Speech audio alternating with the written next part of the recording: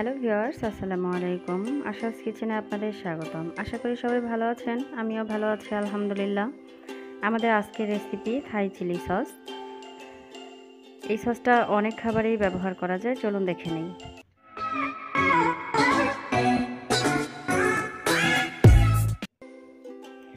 Chilli sauce তৈরি করার জন্য এখানে আমি লাল কিছু মরিচ নিয়ে নিয়েছি। মরিচের বোটাগুলো ফেলে নিয়েছি এবং খুব ভালোভাবে ধুয়ে পরিষ্কার করে নিয়েছি। এখন আমি এগুলো টুকরো টুকরো করে কেটে নেব। টুকরো করে কেটে নেওয়ার কারণ হচ্ছে সেদ্ধ করার সময় ভেতরের বিচিগুলো অনেকটা বের হয়ে যাবে, তখন কালারটা পারফেক্ট থাকবে। আদারওয়াইজ বিচির কারণে কালারটা হালকা হয়ে আসবে।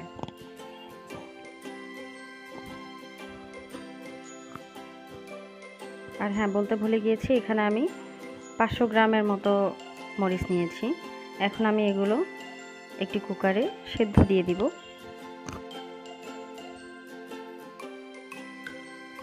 এক কাপ পানি দিয়ে দিব সেদ্ধ করার জন্য।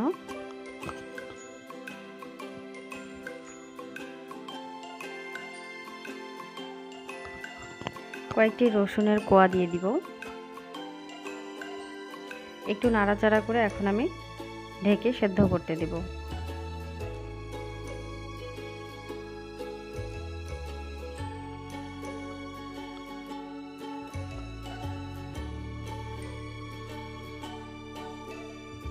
হয়ে গিয়েছে মরিচগুলো সেদ্ধ।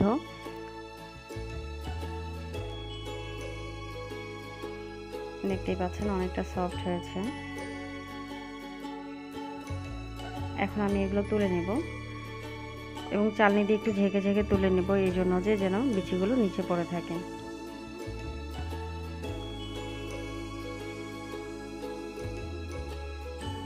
সবগুলো মরিচ তুলে নেওয়া হয়ে গেলে এগুলো আমি একটু ঠান্ডা করে নেব। আর ঠান্ডা হয়ে এলে একটি জারে তুলে নেব, নিয়ে আমি ব্লেন্ড করে নেব।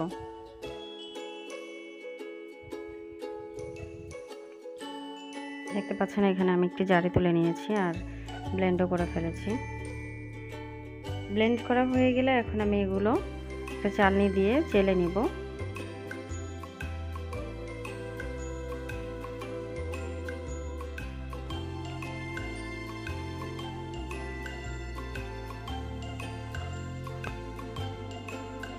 আমার সবগুলো মরিচ চেলে নিয়ে আসে, দেখেন পিউরিগুলো কত সুন্দর হয়েছে আর এখানে কতগুলো খোসা বের হয়েছে। এখানে আমি একটি সসপ্যান বসিয়ে দিয়েছি চুলায়। এখন আমি পিউরিগুলো সব ঢেলে দিলাম।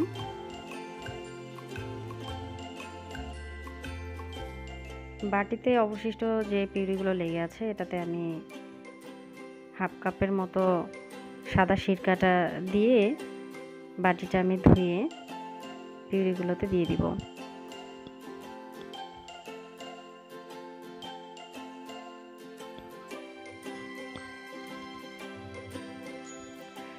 দিয়ে দিব 1 কাপ চিনি, হাফ টিস্পুন লবণ, একটু নাড়াচাড়া করে দিব। চুলোর আঁচটা আমি মিডিয়ামে রেখেছি।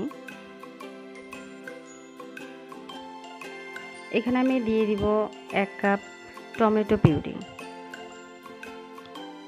আপনারা ইচ্ছেগুলো এটা স্কিপ করতে পারেন।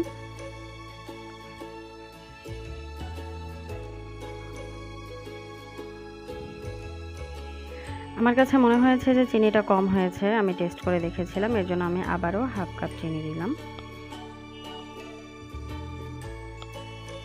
যেহেতু এটা চিলি সস, ঝালটা বুঝতেই পারতেছেন, সো এখানে একটু বেশি চিনি লাগবে। আর এখানে আমি নিয়ে নিলাম 1 টিস্পুন কর্নফ্লাওয়ার আর সাদা সিরকা দিয়ে আমি ভালো করে এটা গুলিয়ে নিব।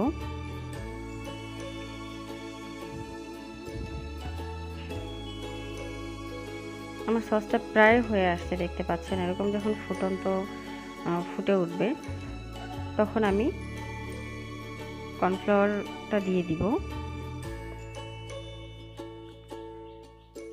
দিয়ে 4-5 মিনিট পর্যন্ত নাড়তে থাকবো মিডিয়াম আঁচে।